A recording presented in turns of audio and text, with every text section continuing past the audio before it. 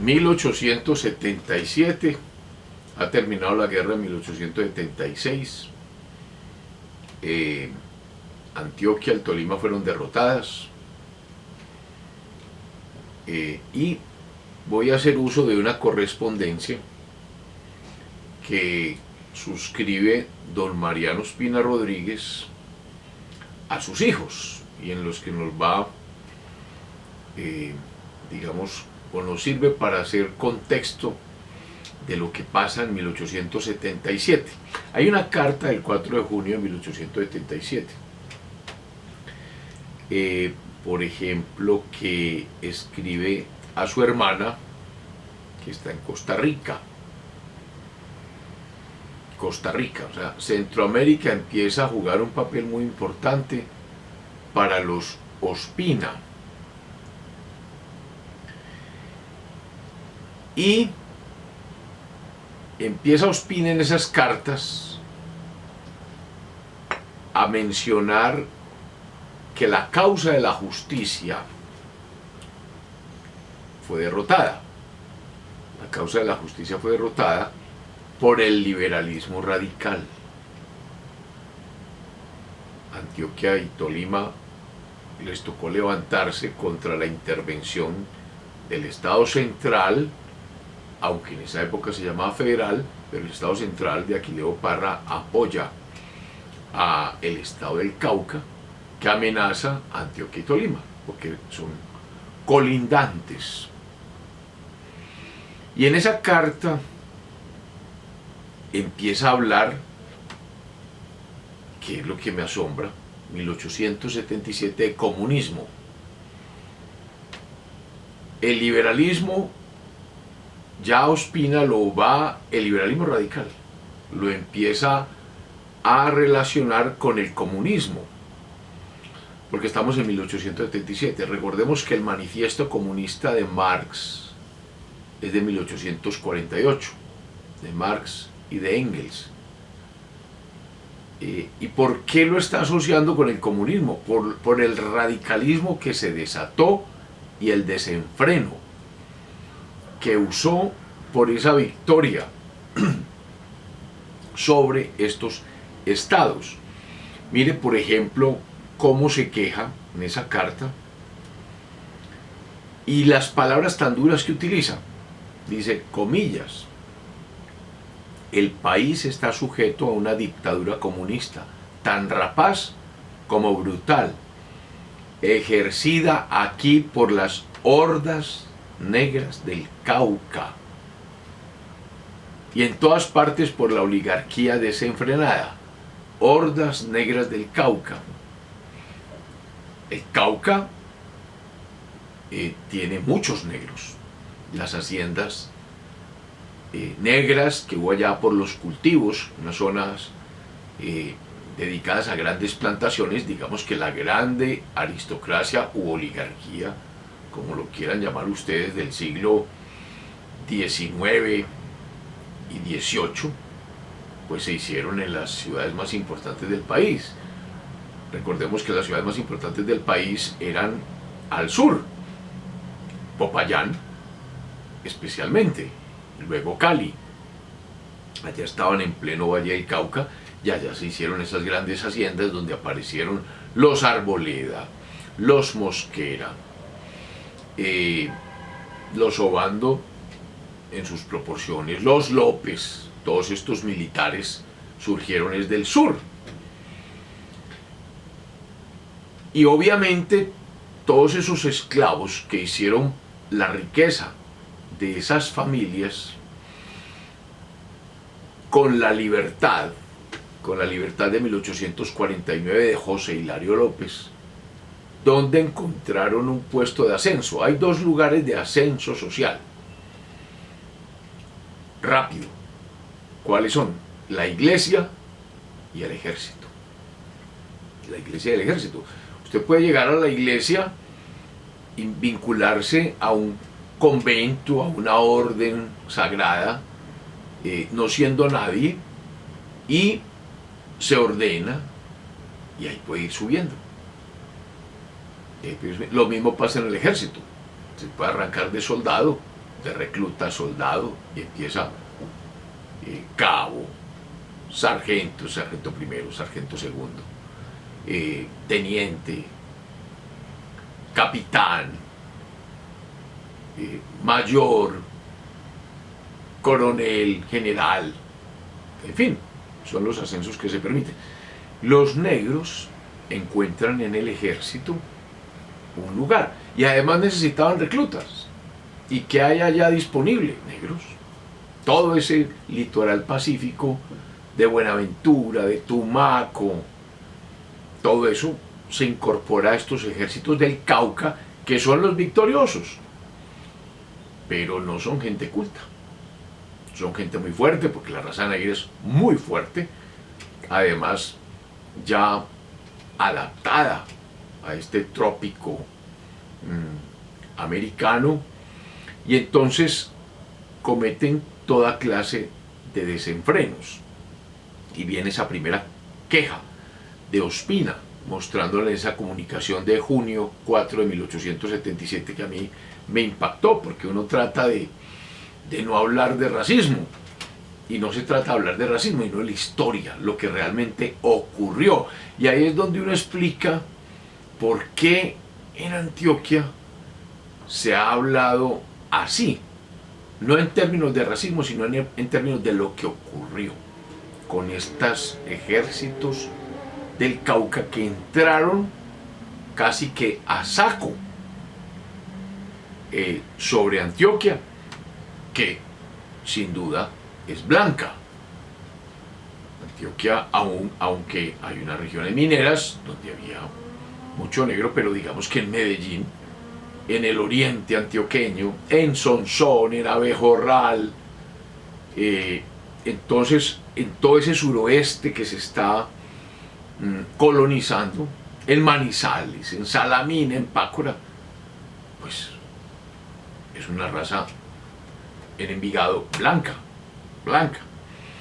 Muy bien, ¿y cómo sigue la queja de Ospina? Mire lo que dice en 1877, después de la guerra, o sea, ay de los vencidos. Mire lo que dice, comillas: actualmente se ocupan aquí en arreglar el despojo de nuestras propiedades. Claro, ¿cuál es la familia más connotada en esta época? Los Villa, de don Recaredo de Villa, que hizo una fortuna. Los Ospina, es que él ya había sido presidente, cercano a Berrío. ¿Y qué hacen? Coger las propiedades de estas familias y quedarse con ellas. Esa es la guerra. Ay de los vencidos. Menciona en esa comunicación que Pedronel, su hijo, está preso. Y dice, y no se sabe por qué. Porque es Ospina, el hijo de don Mariano Ospina. ¿Quién manda? Y ahí lo dice en esa comunicación, el general Trujillo, el general Julián Trujillo, el vencedor de los Chancos. Él está, digamos que, encargado de la administración del estado de Antioquia. Advierte y reconoce que es un hombre moderado, que puede ser un buen gobernante, pero mire la imputación que le hace: si acertara a resistir a la maldad del liberalismo cobarde, por el desenfreno que hay, por el abuso que hay de todos esos reclutas que llegan por cientos. Imagínense controlar patrullas, unas patrullas de un cabo con 20, 30 soldados que empiezan a merodear por todas partes las barbaridades que pueden cometer. Y vuelve a repetir, sería buen gobernante si acertara a resistir a la brutalidad de las hordas negras. Me impresiona ese lenguaje, pero es la única forma de entender ese no racismo, sino resistencia y reclamo a lo que pasó en Antioquia con la derrota de 1876. Y él dijo, es que se necesitaba energía, y una energía rigurosa para parar el desenfreno de estos soldados. Y Trujillo no lo hizo, no mostró esa resistencia. Y vuelve a decir, residir aquí no es posible, hay que irnos para otra parte. Esto está en territorio de estos negros del Cauca. Y empieza a pensar, ¿dónde nos vamos? A California, a los Estados Unidos, o a Guatemala. Vuelve a pensar en Centroamérica, siempre. Y en Guatemala hay una familia Ospina, ya lo hemos mencionado. O al Ecuador. Dice que su esposa Enriqueta dice, debemos irnos para Bogotá, más bien para Bogotá. Y luego en esa comunicación, dirigida a su hijo Tulio, hace una disgregación sobre la educación que me parece muy interesante. Y le dice,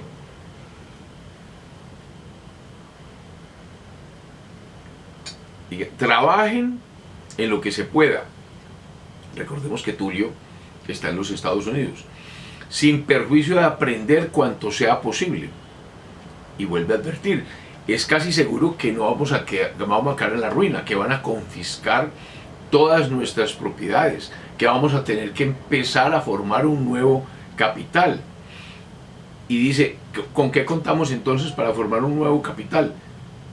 Lo que Dios nos dio. ¿Qué nos dio? Dice Ospina, inteligencia y actividad. Inteligencia y actividad.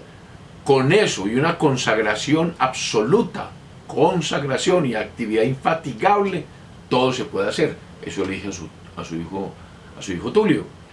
Actividad, decisión y trabajo, constancia. Él dice, mire, todos los que tienen un capital acá, ¿cómo lo han hecho? No necesitan ser súper inteligentes. Con una mediana inteligencia se han hecho ricos. ¿Por qué se han hecho ricos? Porque hay aplicación decidida al trabajo. Esa sí es una característica de la raza antioqueña. Dedicación al trabajo. Y es necesario adquirir crédito para conseguir un capital y montar una empresa. Y dice, ¿y cómo se adquiere el crédito? Le dice a Tulio, dice, mostrando honradez, puntualidad, economía, inteligencia, honradez, puntualidad. Hay que pagar las deudas en sus momentos. Si yo tengo buen crédito, me volverán a prestar. Y entonces vuelvo a crecer cualquier negocio. Y vuelve a repetir la palabra fundamental: esfuerzo, trabajo y constancia en todas las circunstancias de la vida. Y le dice a Tulio otra vez, no pierda un momento, estudie, trabaje de continuo.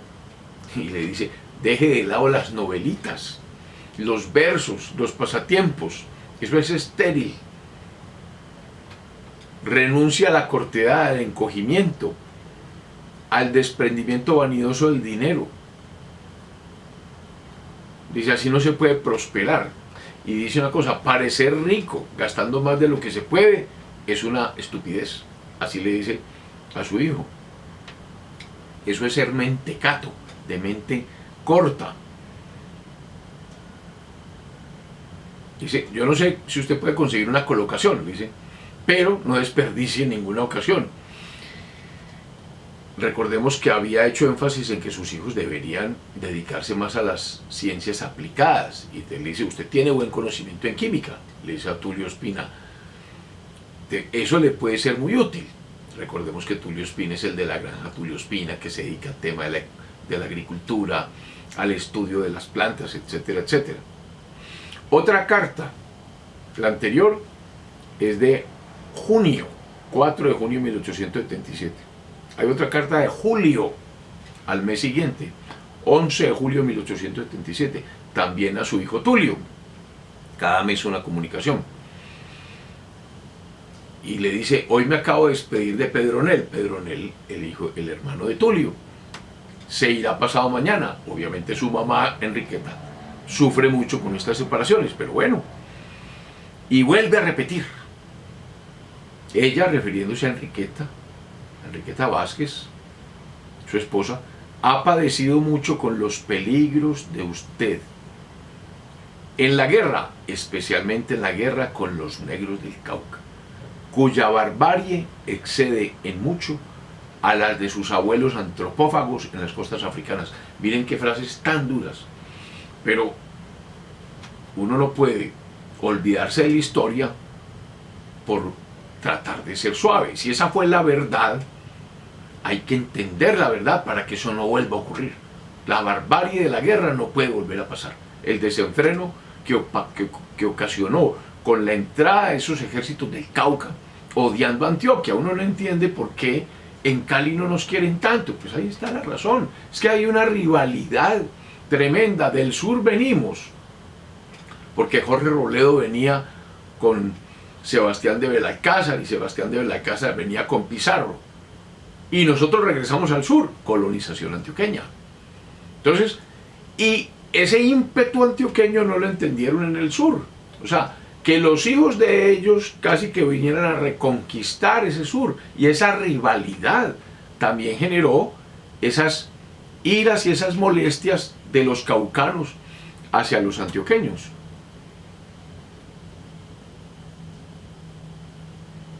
Luego le dice a Tulio, hombre, éntrese a un colegio de jesuitas, ellos son amigos.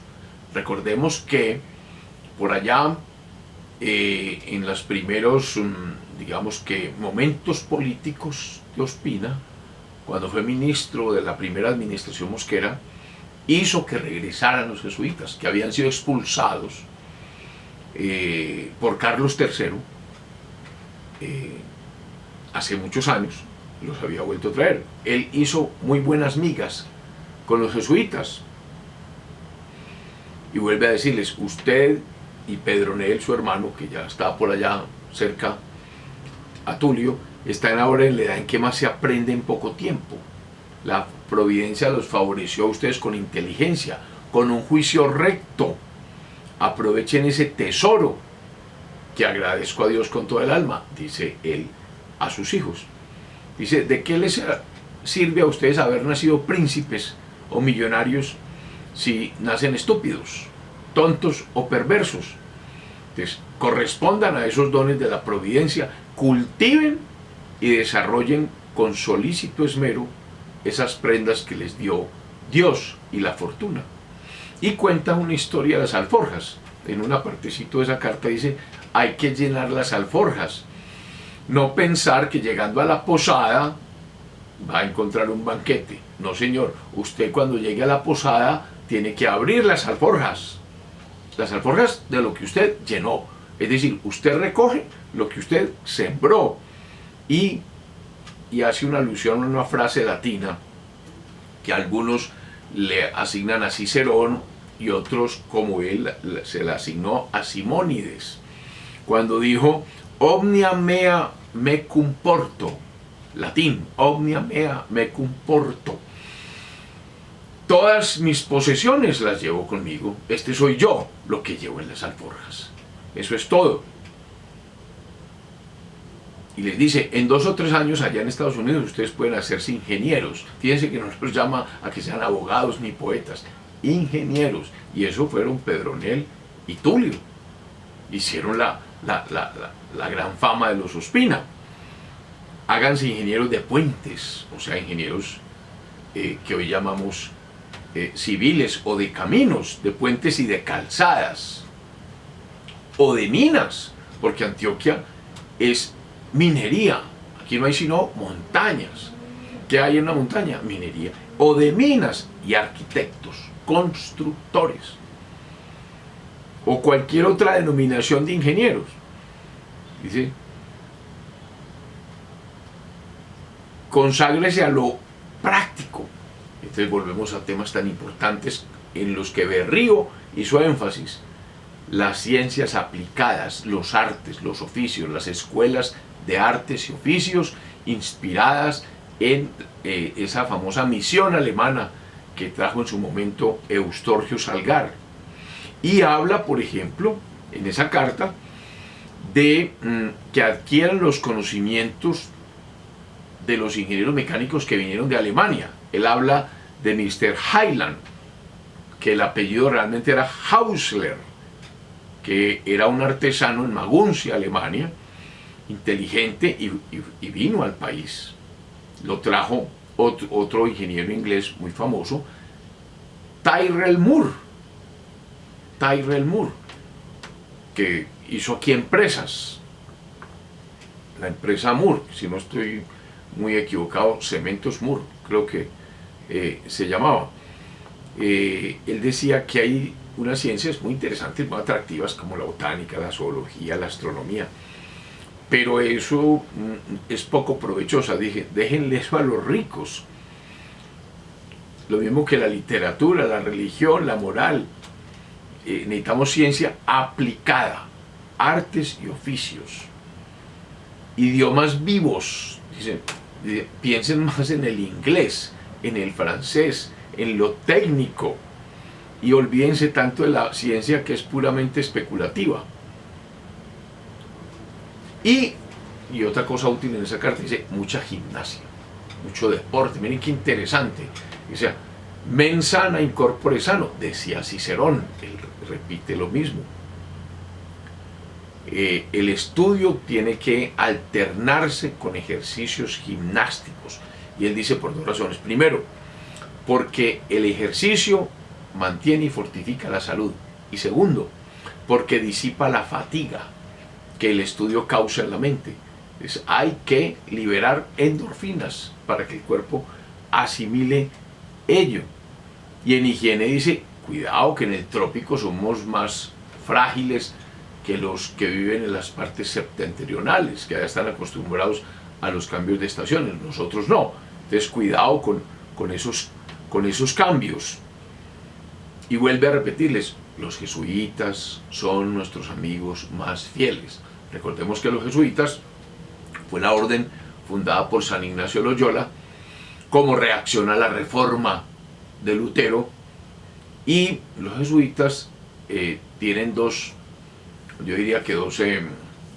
tuvieron dos énfasis. Uno, los indios, las misiones jesuitas por allá en el Paraguay, en los llanos orientales, esas grandes misiones donde les enseñaron a los indios a civilizarse, a aplicarse a técnicas importantes, pero también fundaron colegios para las familias más pudientes, para formar directores, para formar gerentes, para formar políticos.